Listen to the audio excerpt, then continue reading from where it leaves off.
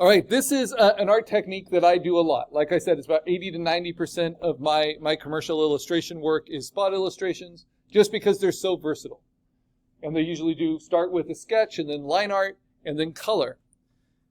This is just another branding of our campus mascot, which could be helpful to our marketing department if we ever have a Renaissance fair or something, right? So I thought, might as well do it this way. I might see things in this that I want to change even while I'm inking this. In fact, for right now, I don't like the negative space between the legs. I think I might extend those feathers a little bit further, but I can fix that in inking. So even though this is a pretty resolved sketch, and my inking is going to be pretty close to this, it doesn't mean you can't change course with your inking.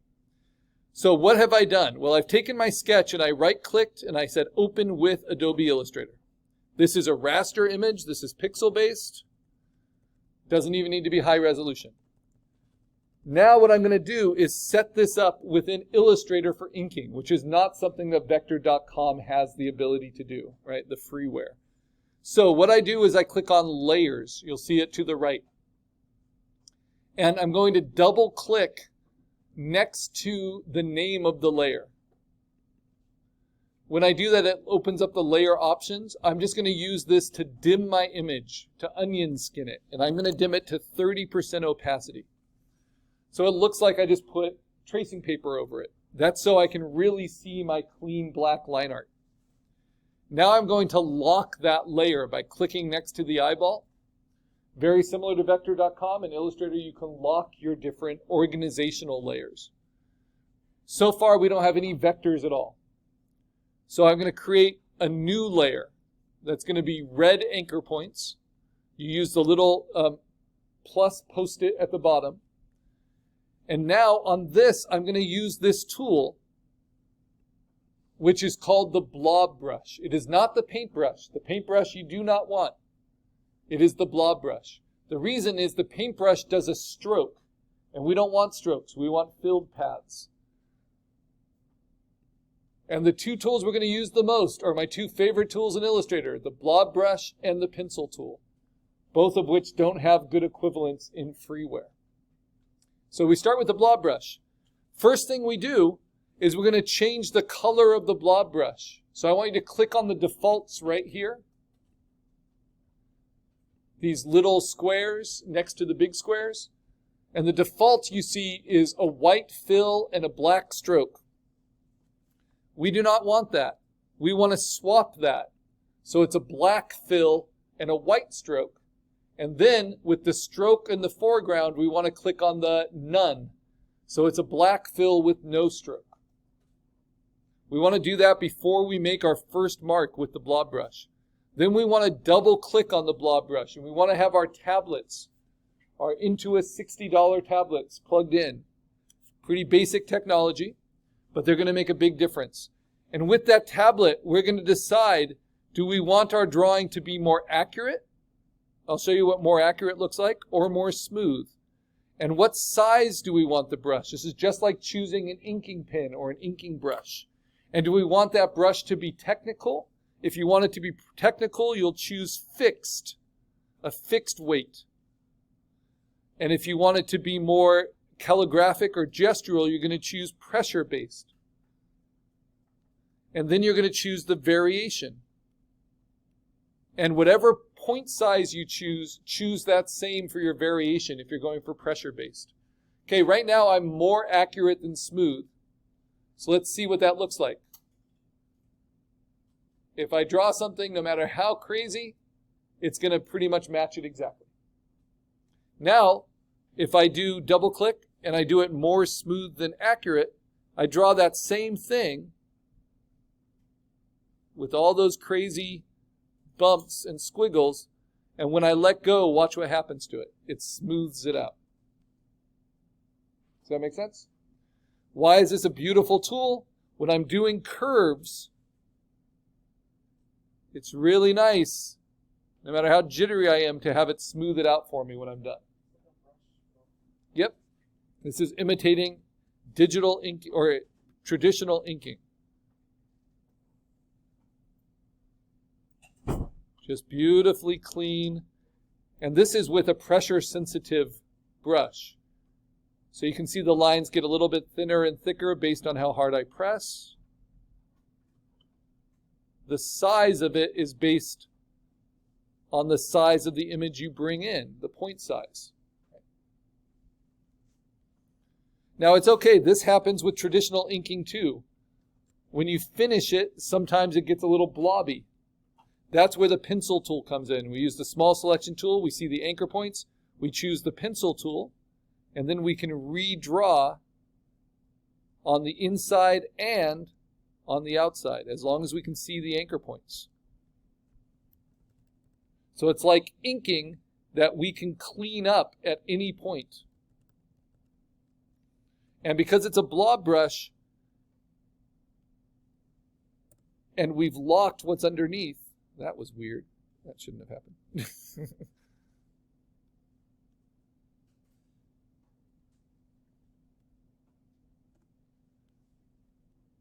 It's like a puddle of ink that you're pushing around. So this is what I mean. So as we use the blob brush, like I'll draw with it, and then I'll add to it, and at the end of the day, this is now all one shape, right? So like Pathfinder, it adds to itself as you overlap it. The only reason it wouldn't add to it is if it's a locked path. So if, for instance, if I wanted to work on this eye, this isn't typical, but if I wanted to lock those eye shapes, that one and this one, then when I add to it and do this eyebrow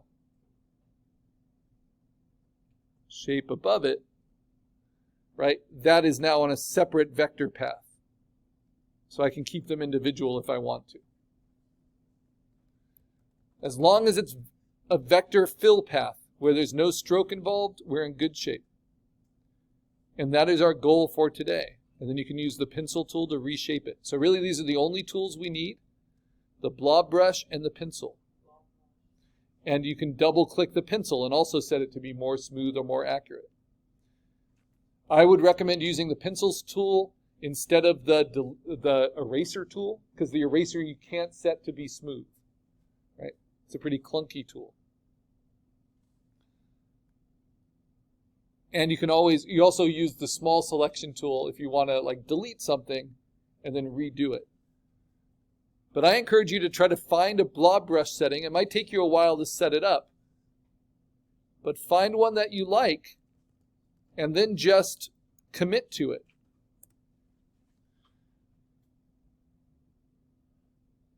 So it's based on your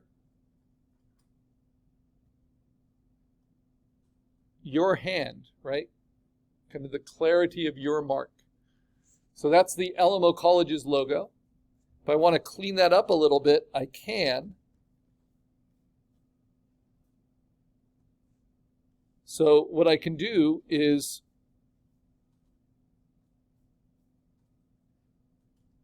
just like I would with an inking pen or an inking brush, I can kind of find the line I want.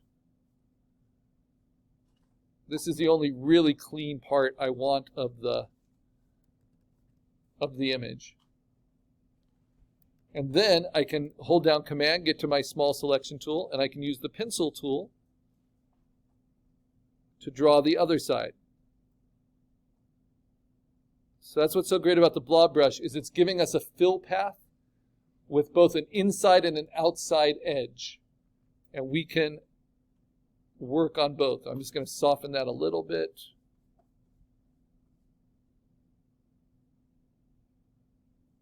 That was better before. So Command Z. Yeah, I'll keep that actually nice and rigid. It'll be a little different than the rest. And then for this, I can just kind of taper it. Let it go thick to thin, and then I want it to straighten out a little bit down here, as it's going to overlap with my other line art.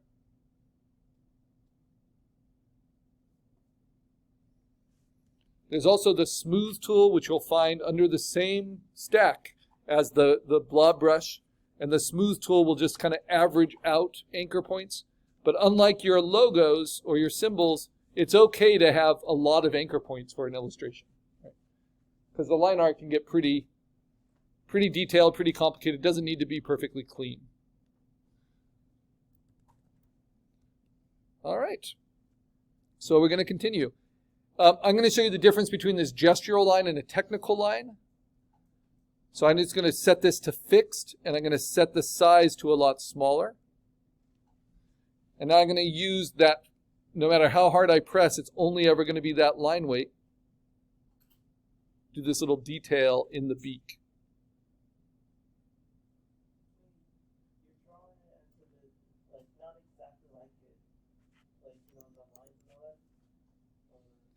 Yeah, you don't always need to follow your sketch. The goal is to kind of improve upon your work, your pencils with your inking. Yeah, that's what I was kind of thinking. Like you're not drawing exactly like it. You're just trying to improve upon it. Exactly. Yeah, whatever kind of feels good. And it depends. It's going to be different for different people. But whereas our logo designs, our symbol designs were really kind of minimal, our illustrations, we get a lot of chances to make marks. And you don't try to be too perfectionist about it. So that's the difference between a fixed line and a pressure-based line. Just make sure your variation you make full use of if you're doing the pressure sensitivity.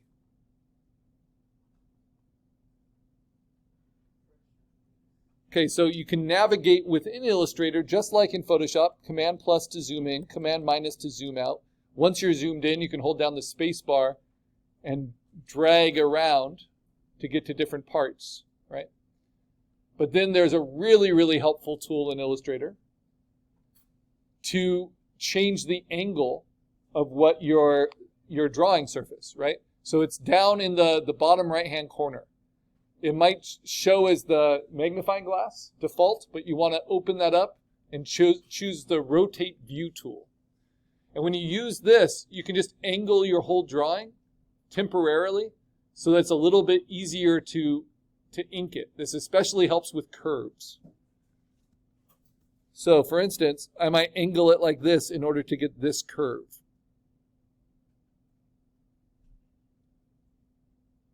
Which might be really difficult otherwise.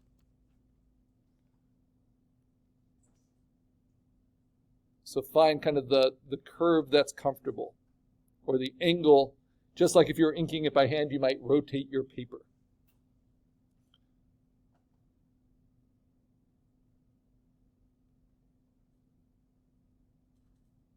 Now Art Deco is all about kind of flat geometry, but I still want it to feel hand-drawn. So it's not like I'm going to measure out these shapes exactly.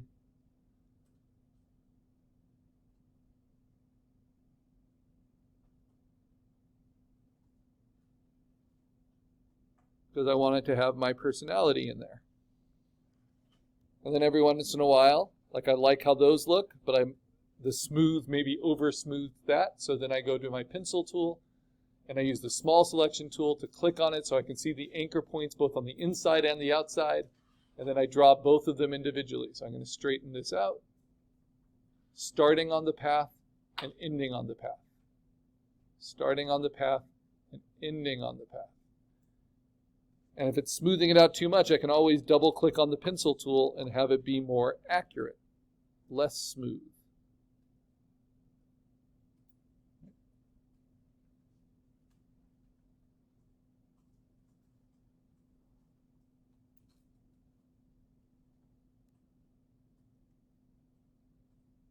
And not to be perfectionist about it, but this is how you can get a lot of control of your work.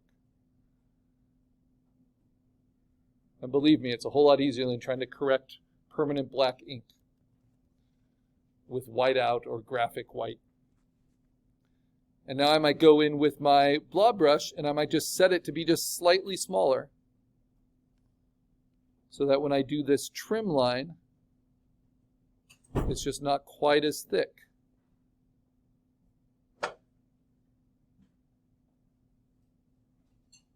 So I get that line weight variety.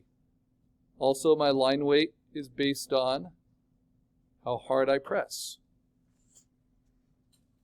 And that all looks good, but at the beginning, see right now we're just getting used to our tools. You can see how the smooth option on it.